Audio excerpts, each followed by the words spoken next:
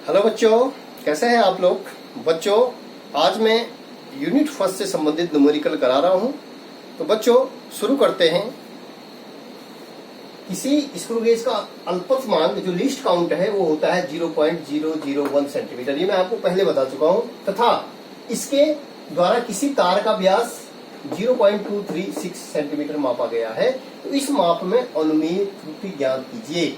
अब है, चूंकि आप जानते हैं कि स्क्रू गेज का जो अल्पतमांक होता है सेंटीमीटर में वो होता है 0.001, अर्थात किसी भी यंत्र की जो अल्पतम माप होती है, किसी यंत्र के द्वारा मापा जाने वाला जो अल्पतम मान होता है वो कहलाता है आपका अल्पतमांक। तो स्क्रू गेज से हम दशमलव के 3 स्थान तक निकालते हैं, ठीक है, सेंटीमीटर में। तो बच्चों हमारे पास दे रखा है व्यास तार का। इसको हम आंसर करेंगे पहले का। तार का व्यास d बराबर दे रखा है हमारे पास 0.236 सेंटीमीटर। ओके, अब हमें क्या करना है, इस माप में अधिकतम संभव त्रुटि, जिसको हम बोलते हैं अधिकतम संभव त्रुटि डेल्टा डी, ये हो जाएगी स्क्रू गेज का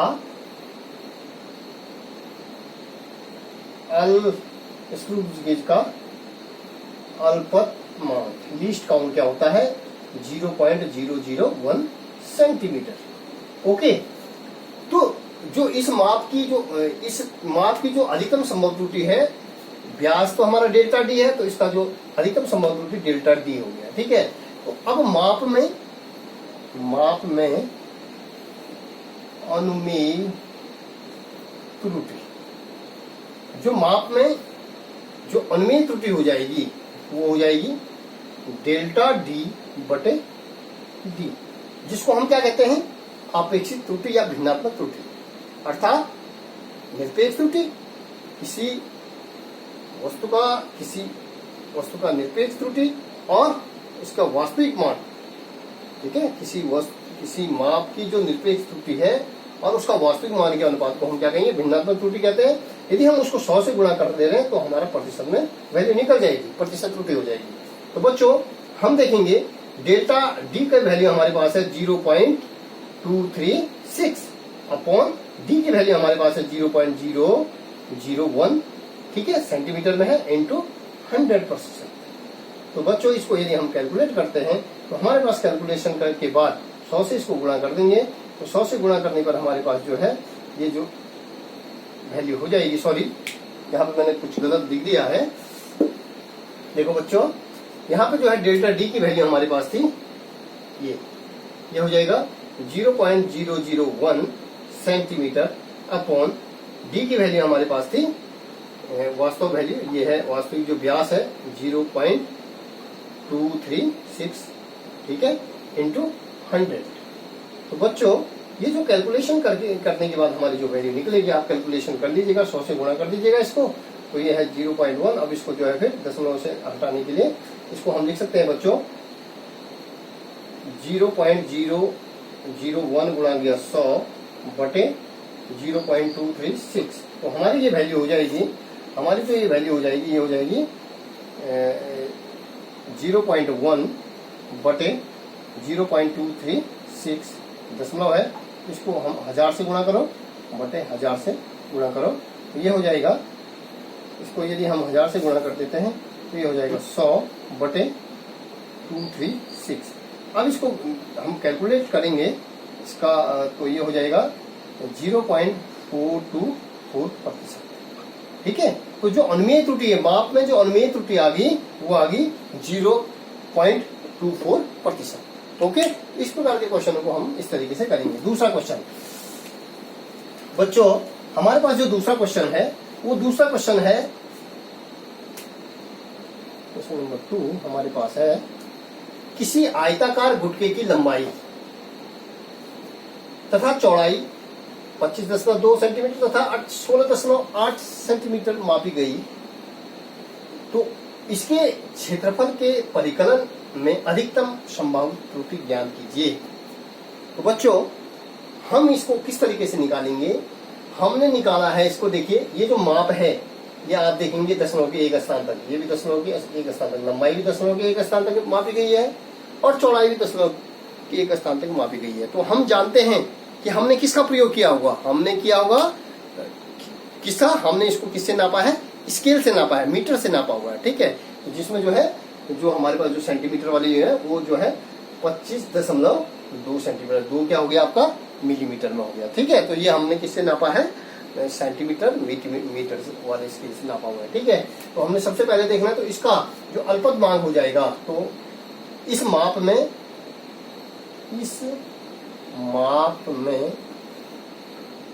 जो है आपका जो अधिकतम जो इस माप का जो लीस्ट काउंट हो जाएगा वो हो जाएगा 0.1। अब चूंकि हम देखेंगे कि किसी आयताकार गुटके की लंबाई हमारे पास दे रखी है 25.2 सेंटीमीटर, ओके।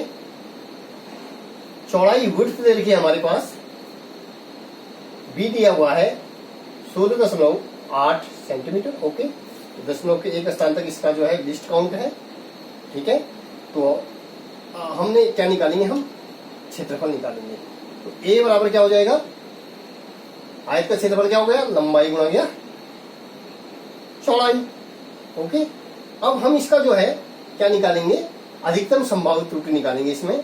तो अधिकतम संभावित त्रुटि हो जाएगी हमारी, वो हो जाएगी आपकी डेल्टा ए बटा ए इंटू 100, ठीक है। प्रतिशत में निकाल लें तो इसको हम लिख सकते हैं डेल्टा एल बटे एल इंटू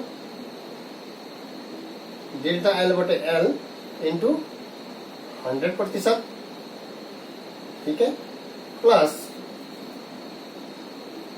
डेल्टा बी बटे बी इंटू 100%, ओके। ये अधिकतम जो त्रुटि हमने निकाल दी है, ठीक है।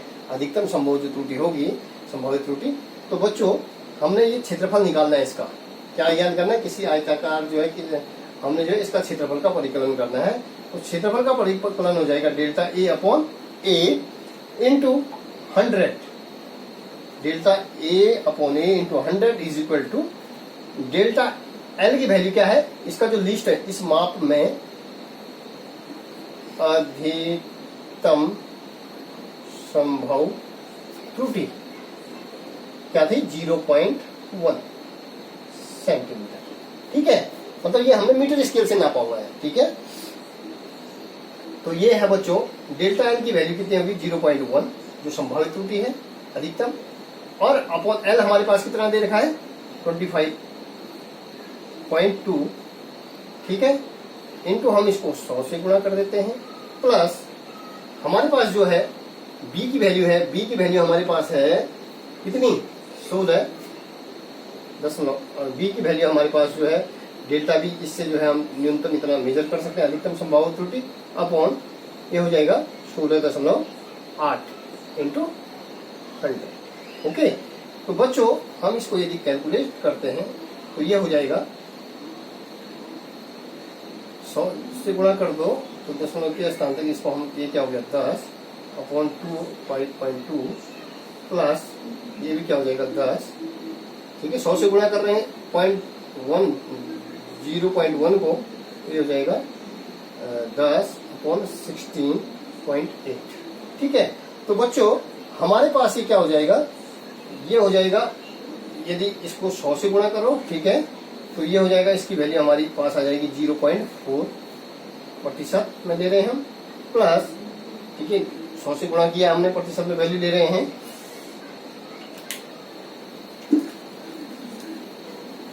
तो बच्चों हम देखेंगे हमने इसको लिखा 10/25.2 प्लस 10/16.8, ठीक है।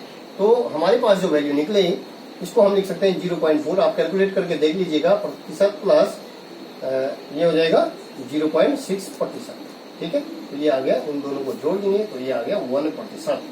जो हमारी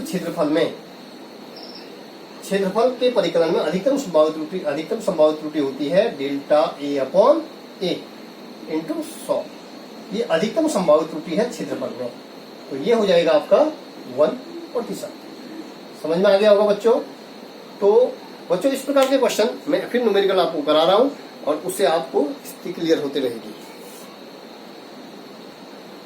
बच्चों जो मेरे पास तीसरा क्वेश्चन है वो तीसरा क्वेश्चन है कि यदि a बराबर 12.0 प्लस माइनस 1 सेंटीमीटर तथा b की वैल्यू हमारे पास जबकि 8.5 प्लस माइनस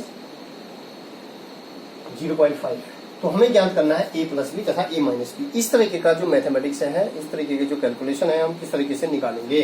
तो बच्चों आप देखेंगे, आप इसमें देखेंगे a की वैल्यू, यदि हम इसको करना चाहें आंसर, तो a की वैल्यू दे रखी है 12.0 प्लस माइनस 1, ओके, और b की वैल्यू दे रखी है 8.5 प्लस माइनस 0.5 सेंटीमीटर में दे रखा है। तो हमने a प्लस बी सबसे पहले हमने निकालना है a प्लस बी।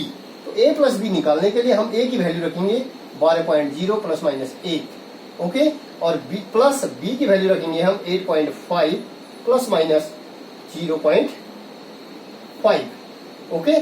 ये भी सेंटीमीटर में है, ये भी सेंटीमीटर में। अब हम देखेंगे कि ये प्लस वाली वैल्यू हम इसको किस तरीके से सॉल्व करते हैं। देखिएगा 12.0 प्लस 8.5, इसको तो हमने इस तरीके से लिख दिया, ठीक है। अब ये देखिए प्लस, यहां पे क्या करते हैं, यहां भी प्लस माइनस है और यहां भी प्लस माइनस है, तो हम क्या कर देते हैं, प्लस माइनस को क्या ले लेते हैं, कॉमन ले लेते हैं। तो ये आएगा आपका 1 प्लस 0.5। क्लियर है। तो ये जो कैलकुलेशन हो जाएगी हमारी, ये हो जाएगी 12,820.5 प्लस माइनस 1.5, ठीक है। तो बच्चों हमारे पास जो a प्लस बी की वैल्यू आई, a प्लस बी की जो वैल्यू आई वो आई सेंटीमीटर में, ठीक है। ये हमारा वैल्यू आ गया। समझ में आ गया होगा आपके किस तरीके से करना है। अगला है हमारे पास a माइनस बी। हमारे पास क्या है, a माइनस बी हमने निकालना है।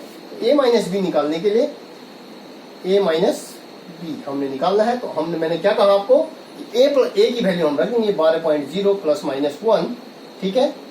ये a की वैल्यू है, प्लस हमने माइनस निकालना है 8.5 प्लस माइनस 0.5, ओके। अब हमने फिर देखिए वही तरीका अपनाना है। हमने क्या करना है, इसको 12.5 माइनस 8.5, ये वाली वैल्यू हम साथ ले लेंगे, ओके। फिर हमारे पास क्या बचता है, प्लस माइनस, और यहाँ भी प्लस माइनस। तो प्लस माइनस हम क्या ले लेंगे, कॉमन ले लेंगे। तो हमारे पास जो है ये जो वैल्यू आ जाएगी हमारे पास, ये वैल्यू हमारे पास आ जाएगी प्लस माइनस में, ये जो वैल्यू आ जाएगी वो हो जाएगी 1 माइनस 0.5, ओके।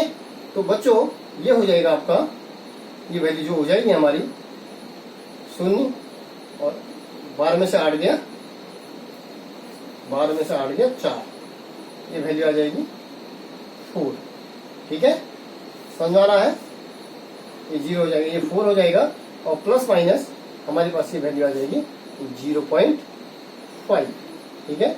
ये क्या हो जाएगा 0.5। तो ये इस तरीके से जो बच्चों हम जो है क्या निकालेंगे, a प्लस बी और a माइनस बी की वैल्यू निकालेंगे। अगला हमारे पास जो है, अगला क्वेश्चन है बच्चों, अगला क्वेश्चन है कि एक गोले की त्रिज्या नापने में 3% की त्रुटि होती है। इस माप से गोले का पृष्ठीय क्षेत्रफल ज्ञात करने में कितने प्रतिशत की त्रुटि होगी। एक गोले की त्रिज्या मापने में 3% की त्रुटि है। इस माप से गोले पृष्ठीय का क्षेत्रफल ज्ञात करने में कितने प्रतिशत की त्रुटि होगी। तो सबसे पहले हमें ज्ञात होना है, इसका आंसर हम करेंगे आंसर ए। सबसे पहले हमने देखना है कि गोले का जो क्षेत्रफल होता है ए बराबर क्या होता है 4 पाई r², ओके। अब हम इसकी त्रुटि निकालेंगे, इसमें जो है प्रतिशत त्रुटि निकालेंगे, कितने प्रतिशत त्रुटि। तो ये हो जाएगा delta a upon a into 100। इसको हम इस तरीके से भी लिख सकते हैं, उड़ा गया 100 बराबर। इसको लिखने का तरीका, ये इसको तो हम कंसीडर नहीं करते हैं, ये अचर राशि होगी, तो हमारे को हम लिख सकते हैं 2 गुणा गया, ठीक है, delta r upon r into 100। इस तरीके से हमने लिखा, ठीक है बच्चों।